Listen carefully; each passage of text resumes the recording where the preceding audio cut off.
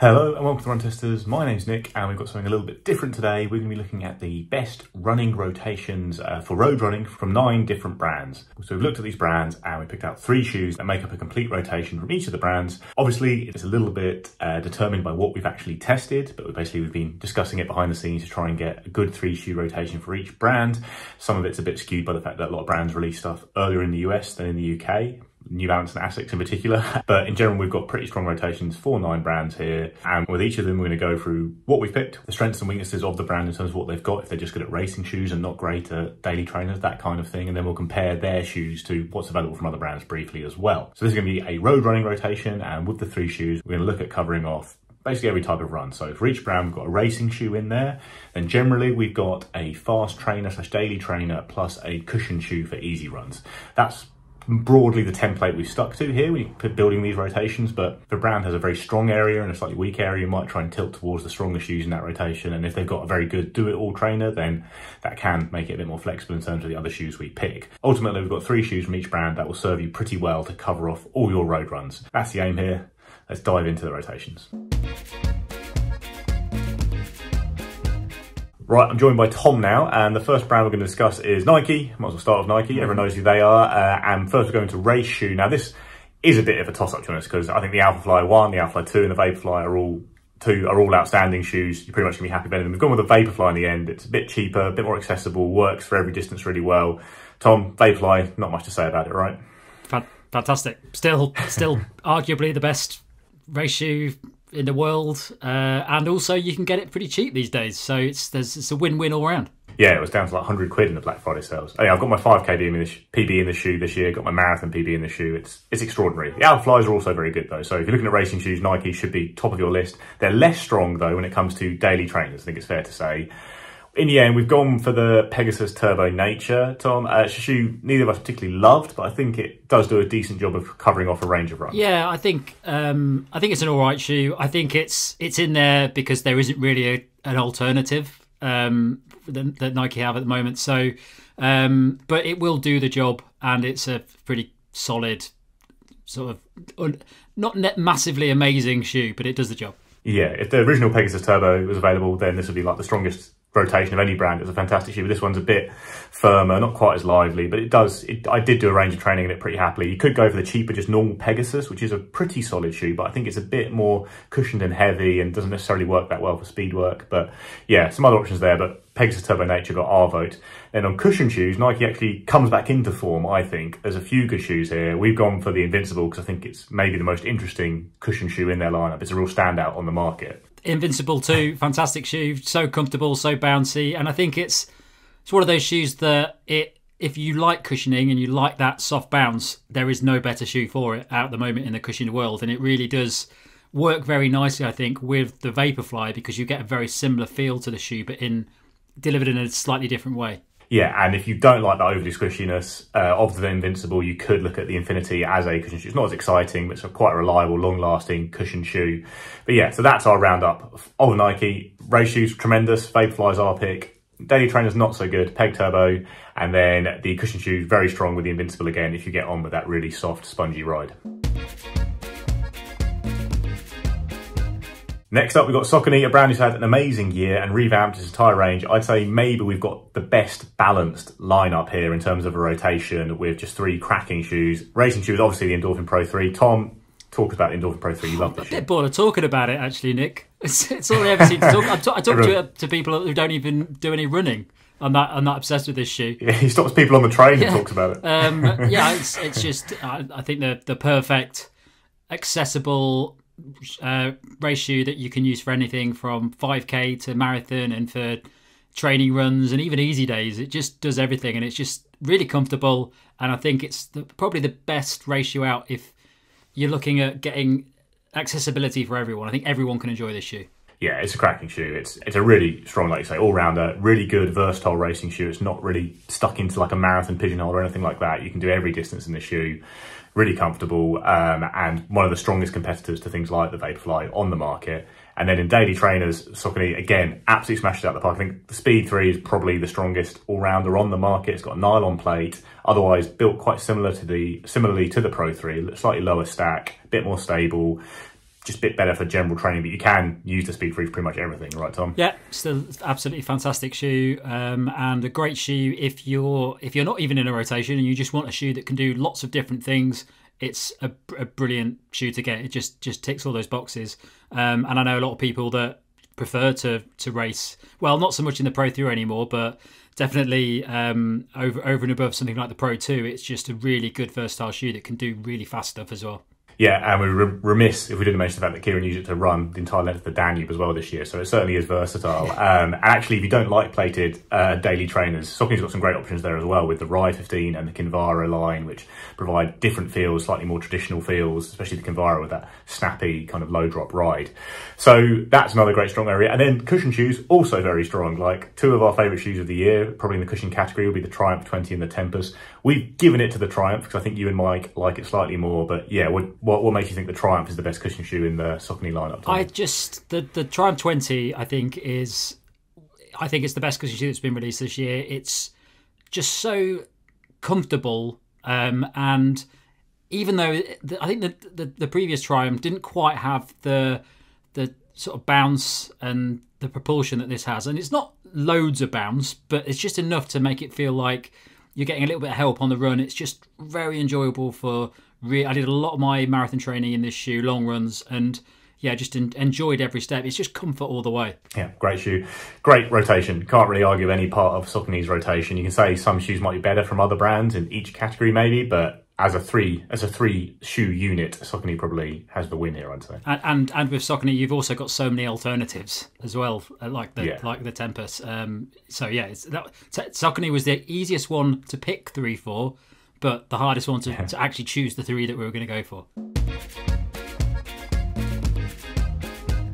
Next up, we've got Adidas. Now, this is a bit trickier because we haven't tested all of the latest versions of some of Adidas's shoes, and also because I don't think Adidas has got a very good shoe lineup outside of its kind of Adizero racing category, which is pretty strong.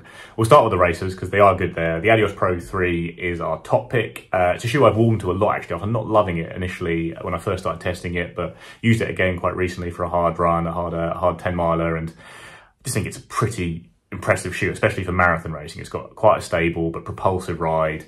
Nothing really wrong with it. It's just not always one I'd pick ahead of other shoes. How do you feel about Adios Pro 3, Tom? Yeah, I think it's a solid, great shoe. I've raced in it a couple of times and I got close to, or if not almost the same as this time I was getting other shoes.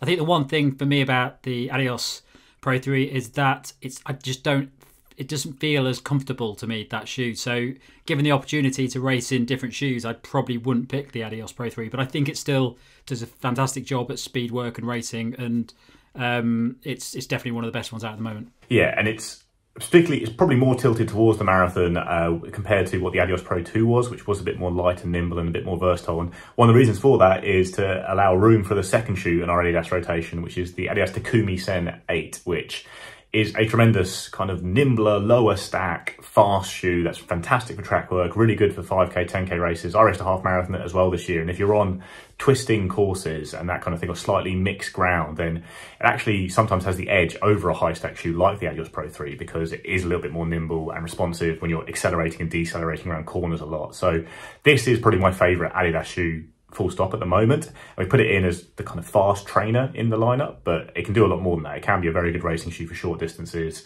It's not really one you'd use for lots of training, unlike some of the other kind of second shoes we picked in our rotations. It's really a shoe that's built for speed, but it delivers a fantastically enjoyable ride. Yeah, can't really fault that shoe. I think it's the best one Adidas has got at the moment in its category. And the reason it's got room to be in the rotation is because the third shoe picked, which is the Boston 10 or 11. I've used the 10 a lot. The 11's got an updated upper, but pretty similar shoe underfoot. Now, it's not the most beloved shoe in the world, it's fair to say, but it is a very capable all-rounder training shoe. It's really comfortable for long runs in particular. I did enjoy using it for long runs. It's not the softest shoe at all in the world, but it just keeps tipping you forward and protects your legs from the impact of the run. It's got some tech in there, like the energy rods, to give you a bit more punch on things like tempo runs.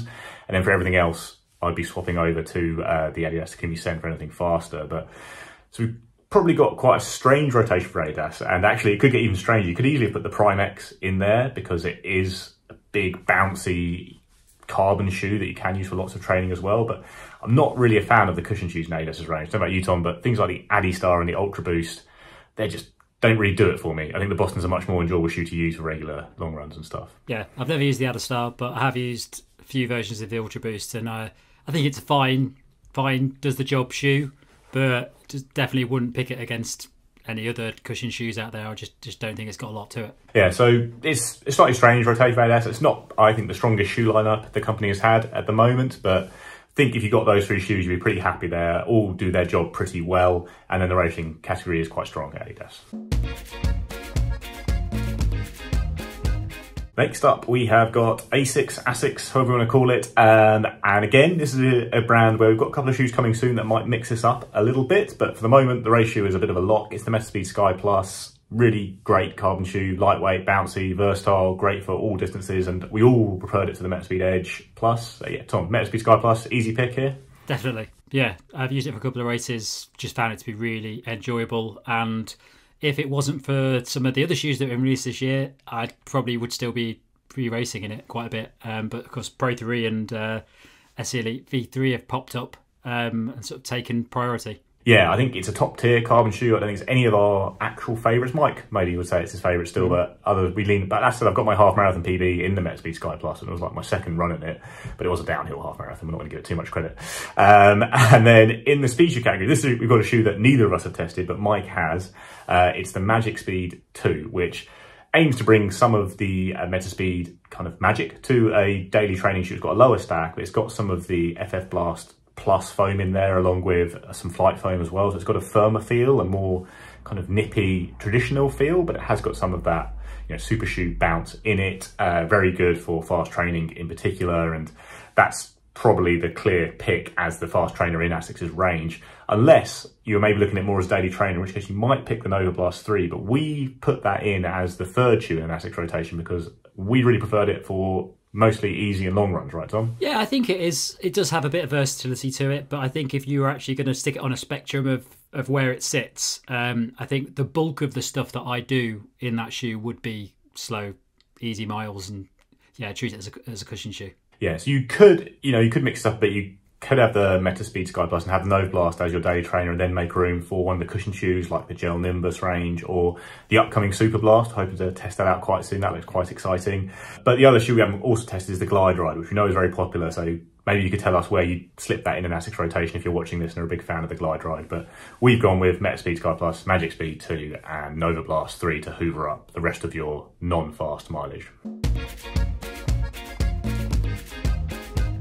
Next up, we've got Puma, who have really come out very strongly in the last couple of years and built a very sensible lineup of shoes that really do clearly work as rotation shoes and all have very practical outsoles and that kind of thing. So been a big fan of their lineup of late, and their racing shoe is a really strong one. They've got some very interesting racing shoes coming out and they're trying to innovate, but I think the original one they released is the Puma DV8 Nitro Elite, and that is just a very good shoe. It's one of the lightest carbon shoes on the market. It's got a nice swift ride. It's not the biggest stack you'll find on a racing shoe, and it's not maybe as comfortable and squishy as some of the options on the market like the Alpha Fly and things like that, but it's very fast and it works with pretty much racing at all distances as well as training. It's a good shoe. It's, I think, the best Puma racing shoe, right, Tom? Yeah, solid, great racing shoe. I probably wouldn't. I think there's a little bit less to it than some of the other super shoes out there, so it's not quite. It doesn't have the foam, the level of foam and the bounciness of some race shoes that I like, but it's really solid. I've done quite a lot of faster training sessions in it, and I've always, it's done the job every time. It's great for track as well. I really like it on track. Yeah, lovely shoe on the track. I think it's probably tilts more towards short distances. It's got great grip as well. So I think it's a really strong option for things like 5K, 10K, but probably would be just below the very best shoes when you're looking at longer distances. We both prefer it to the Puma Fast R shoe with a decoupled midsole, which is another very good, effective shoe. I ran a really strong half marathon that last year, but I think the DV8 Nitro Elite is cheaper, lighter, and slightly more versatile and good in how it feels on the foot. So we've opted for that one. Then the middle of the rotation is the Puma DV8 Nitro 2, which looks like it's basically a super shoe itself. It's got the Nitro Elite foam in there with another layer of nitro foam underneath it and a carbon infused plate. All looks like, oh, it's gonna be really fast as well, but actually it's built quite cleverly to be a much more of a versatile daily training shoe. It's got a really thick outsole with like Puma's ATR grip at the back, so it grips really well on all off-road and on-road, and it's got quite a comfortable upper, so it ends up being almost, this hybrid shoe which has got the super shoe midsole and then the elements of a daily trainer that make it durable and comfortable to use. It's just a shoe I've ended up really liking after not liking that much first couple of runs, just because every time I do a run in it, it just works well. It doesn't have the most explosive, exciting ride. It's not very flowing and smooth like the Endorphin Speed or very bouncy, but it just does the job. It's comfortable enough for easy work. It's certainly fast enough for fast runs, tempo runs, track intervals. It's got a bit of everything, really. So the only thing I don't love about it maybe is comfort over the long haul, which is, well, we've made room in rotation for a third shoe, which is the Velocity Nitro 2, which is beloved at Run Testers HQ. I particularly really like it. It's not the highest stack in the world, but it's a very comfortable cushion shoe that is still quite versatile, can use it for slightly speedier stuff. But mainly it's comfortable for easy runs, long runs, good outsole again, so you can use it on varied terrain. Tom, have you ended up using the Velocity Nitro 2 yet? I can't remember. I have, yes. Yeah. Okay, yeah. So you like it as well, right? It's just a wonderfully solid shoe that comes in at ridiculously affordable price, and everything about it will keep you happy. Like, fantastic grip. It is nice and versatile, but still veers more towards that cushion side. But yeah, it's just does the lot, and it's got a lovely comfortable upper as well. Yeah, it's a great shoe and just a really good balanced line. You've got the Magnify Nitro if you want an even more cushion shoe for the third shoe in the range, and all of them pretty much offer pretty good value, I'd say, in Puma's range. Maybe the Fast R is up there with normal carbon shoe prices, but in general, we're getting pretty good value. And I'd say in terms of balance, if I had to go with one brand for my rotations, it's between Puma, Saucony and Nike. I think Saucony probably edge it, but then Nike's got the best racing shoe, which obviously skews it a little bit. But then, yeah, Puma's actual balance to their range is fantastic and really well thought out. So I think they're probably the top three in terms of good rotations that I'd be interested to actually use if I had to stick with one brand. I'm going Saucony all the way. Until I get a new marathon PB, I'm sticking with Saucony. All right, next up we've got New Balance, and I think it's fair to say here there are two very clear picks for the rotation, Tom, and then one we're a bit dodgy on, but we'll start with the Racer. It's very obviously for me, and for you I'm sure, the Super Comp Elite version 3, clearly the best carbon shoe and fast shoe in New Balance's range. Easily. Fantastic shoe, sort of a lovely treat to come towards the end of the year to get to test this new shoe out, and I've raced in it once so far. I did a 10k and it was great, and I'm just looking forward to doing more miles in it. Yeah, definitely. I've done like 3 park runs in it, and just a really hard, long session actually ahead of the Valencia Marathon, and I really liked it for everything. I think it's a very versatile carbon shoe. I think there's the Super Comp Pacer, which is a low stack shoe. Don't need to consider that. I think the Super Comp Elite 3 is a better fast shoe for any distance, really. So obvious pick, one of the better carbon shoes out there. And I think it's equally obvious when it comes to the cushion category. Now, we've both just started testing the More V4. We've put that in. You're a big fan of the More V3 for a long time, Tom, so the 4th version, is on similar lines, right? It's along similar lines, but it is a different feeling shoe. It's softer, it's a bit wider, so I think it's an improvement on the More V3. I think it's a really comfortable shoe. Definitely, based on the fact that my favourite cushion shoe for the past year or so was the More V3, I think the More V4 might be a slight improvement on it. So I'm pretty impressed with it. Yeah, I've only used it like one run so far after the Valencia Marathon. I really enjoyed, it's very protective and stable for me as I inch back into running after that race. I think it's a pretty clear pick ahead of the 1080, which is a pretty solid shoe. I think it's quite a good all-rounder shoe for beginners, but in a rotation, the More V4 is a better cushion shoe for sure. Then in the middle of the rotation, it's a bit harder to pick. So this is, we've got the Speed Day shoe, this versatile shoe. In theory, it would be the Super Comp Trainer, the big high stack bouncy shoe with a carbon plate, but neither of us found it that amazing for fast runs. Didn't like it that much for long runs. So we ended up, and then we haven't tested the New Balance Rebel V3 yet. That's not out in the UK yet. So our pick, maybe slightly off the wall, but I think this is a great tool for the job we're talking about here, which is the RC Elite V2. It's the older carbon plate shoe from New Balance. It's a massive stack of very soft, comfortable foam. Ends up being a very good daily trainer as a result. It's quite comfortable for easy stuff, but it's also lightning quick for your track sessions and even races as well. And I think it's a pretty versatile shoe. When you don't look at it as a carbon super shoe, I think it does fit this category quite well, right, Tom? Yeah, I've used it many times over the past. It's been out for quite a long time now, so probably last year and a half or so. But I definitely preferred it for training as opposed to racing. I just had better shoes for racing. Yeah, I remember ahead of, might have been London last year or something, I just ground through so much of my long runs in that shoe, hard runs, easy runs even, put a lot of mileage on it, and it stood up well to that. And I think it's not as good a racing shoe as the SC Elite V3, but it is a nice versatile shoe. And it's also, but the thing about here is that you could say the Super Comp is the obvious pick, but it's so expensive, the RC Elite's actually cheaper, and you're getting a better carbon plate shoe, so that's why we've gone for it, really. Maybe the Rebel V3, if you've tested that, it's out in America, I know, that might be a more obvious pick, but yeah, that's our 3 shoe New Balance rotation. The More V4 an obvious choice, the SC Elite an obvious choice, and then there's a bit of scope for disagreement maybe in the middle.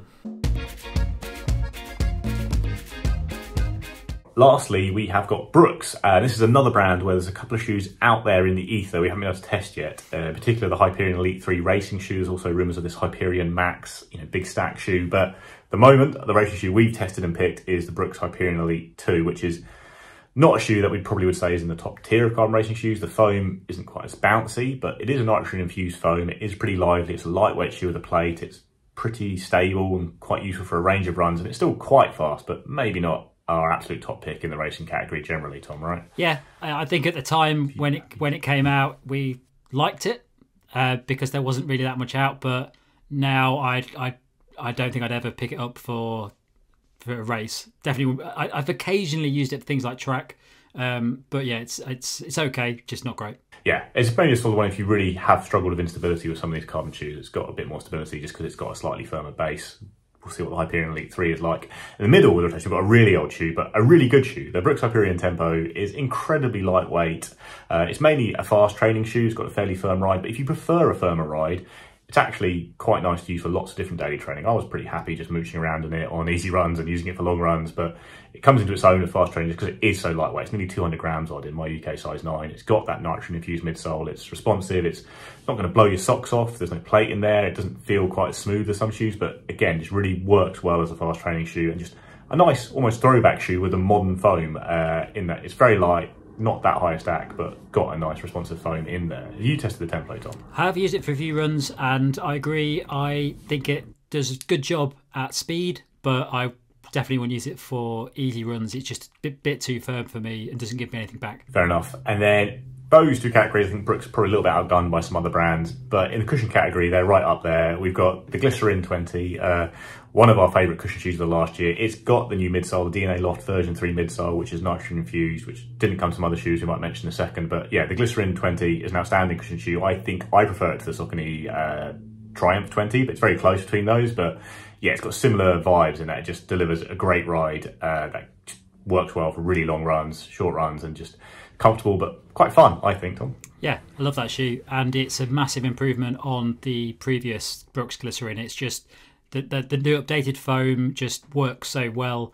I actually raced in it, but I didn't mean to race in it, but I think I did a race and I didn't take any race shoes with me, and I'm actually surprised at how nice it was. I mean, it's not a fast shoe, but it is a little bit more versatile than you'd expect from a shoe heavily associated with being a big, comfortable cushion shoe. So yeah, I really like it, and I think it's a fantastic cushion shoe and one of the best out at the moment.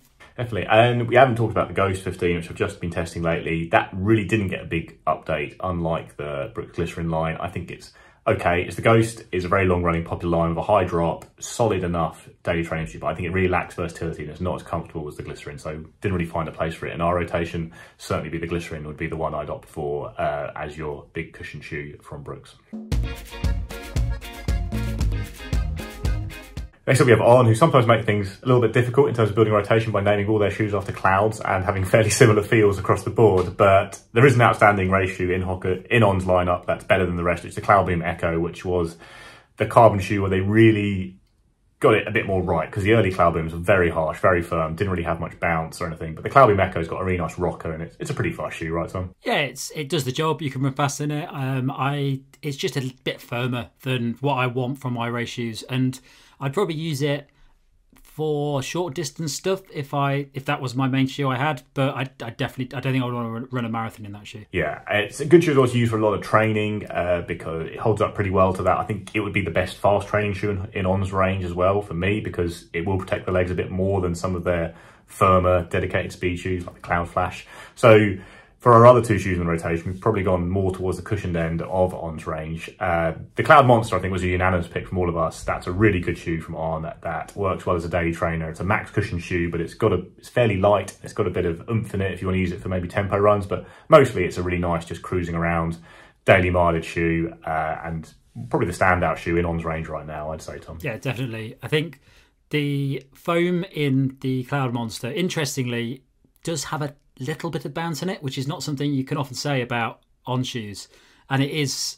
does make it a more enjoyable ride than any of the shoes. It's just a nice shoe to wear. I think it's quite comfortable, and yeah, you can pick up the pace a little bit in it, but I wouldn't say you could really do faster training in it. And they've got some more aimed at being versatile daily trainers, things like the Cloud and Cloud Flow. They all blend into one a little bit. And then for our third shoe, this is one you like, Tom, right? The Cloud Flyer. So where would you pop this into the rotation then? Yeah, so the Cloud Flyer is a semi-stability shoe. It's classed as having stability elements, but it's very, very minimal. You wouldn't even notice it unless you'd read it on the website before you bought them. And I found that shoe is actually, it's got quite a nice chunk of cushioning in it, but it is nicely, just a little bit stable. And I did a lot of my easy runs in it maybe a year or two ago. I actually think there's an updated version, but I don't think it's been popularized. I think I saw someone mention it the other day, so I'd quite like to try the new version of it. But it was just a very comfortable shoe. I think, like the Cloud Monster, it had more cushioning in than the other On shoes at the time. So it just felt a little bit softer, which was something I wanted from an On shoe, and I'm sure a lot of people do if they've tried On shoes. Yeah, I think there's a few other options here, like the Cloud Stratas out there. It's pitched as this quite do-it-all, but fast, but comfortable training shoe. I found it pretty heavy, uncomfortable, not great for everything, but that's another option there. And the Cloud Go is earning a few positive reviews. We've not tested that shoe, so that might be another one to look at. General, I'd say On isn't smashing any of these categories compared to other brands. The Cloud Monster's pretty strong option on the market for maximal cushion shoes that are a bit more versatile, but in terms of racing and cushion shoes, I'd be looking elsewhere myself. Yeah.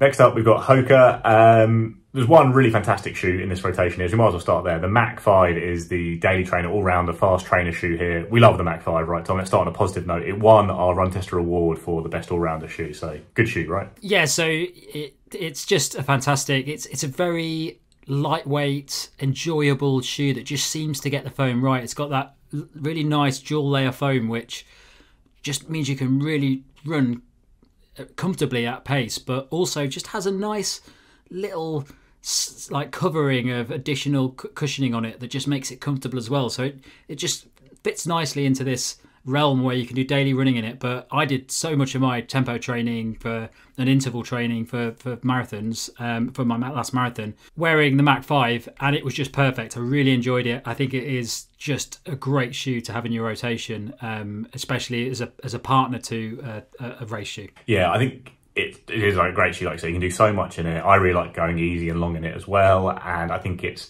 good that Hoka has such a good all-rounder, because in the other categories they're coming up a little bit short, I think it's fair to say, compared to what else is on the market. So for the race shoe for the moment, we have gone with the Rocket X. There is the Rocket X2 coming, which should have a revamped midsole, could be a very exciting shoe that starts, putting Hoka up against other brands out there in the racing category. But we like the Rocket X. It's a bit lighter, it's a bit nimbler than the Carbon X3, which is built for those really long ultramarathon races, but ends up, for most people, I think, not being as fast and nippy as you want for racing 5K to marathon. And the Rocket X is a really well cushioned shoe with a nice rocker. You can use it for some fast training as well. It's durable, it's pretty comfortable. It's a solid shoe, I'd say. It's not really living up to standards of the race shoes we've mentioned so far, is it, Tom? No, but I mean, Mike always puts us in his top list of race shoes. I think for me, it just doesn't have some of the benefits or features that you get in those carbon plated top race shoes, but it does deliver really well. It's just very simple but fast and comfortable shoe to wear. Yeah, I think maybe just lacks a foam on the standard of things like Zoom X and Power Run PB. So if Hoka gets that right, then maybe we'll be having a different conversation next year. And in the cushion category, now Hoka has a lot of cushion shoes. It's kind of where it made its name for max cushion shoes, but we don't really like any of them really. So, we weren't the big... This was a really hard one. So I sort of went through the list. I was like, no. So we didn't really like the Bondi, and in the end we've gone with the Clifton. The Clifton 8 is the latest version. It's an okay shoe. It's a pretty lightweight, well-cushioned shoe that can absorb a good amount of training. It's not something I particularly look forward to running, but it will do a job on easy runs at least. I'd say it's certainly a case here, and we've said we're going to do road rotations, but if I was building a Hoka rotation myself in real life, I would buy the Mach and the Rocket X, and I'd definitely get one of the trail shoes as my third shoe. I'd use the Mach for everything on the road, and then use the Speedgoat or the Torrent for my easy runs, and do as many of them as the trails as possible, because those are fantastic shoes. Hoka's really right up there with the best trail shoes, but on the road cushion shoes, I just think it's weird. It kind of introduced this max cushion concept and the rockers and all that stuff, and then other brands just took it and used better foams and made slightly more exciting shoes. I think there is that thing as well with the Hoka, like Clifton and Bondi, is that foam is quite a thick, sturdy foam. You don't get a lot of bounce in it. You don't get a lot of propulsion from it. But I think a lot of people do like it because of that. And it just has that sturdier base. So maybe if you're putting more force into it, it's just a little bit better at dealing with that.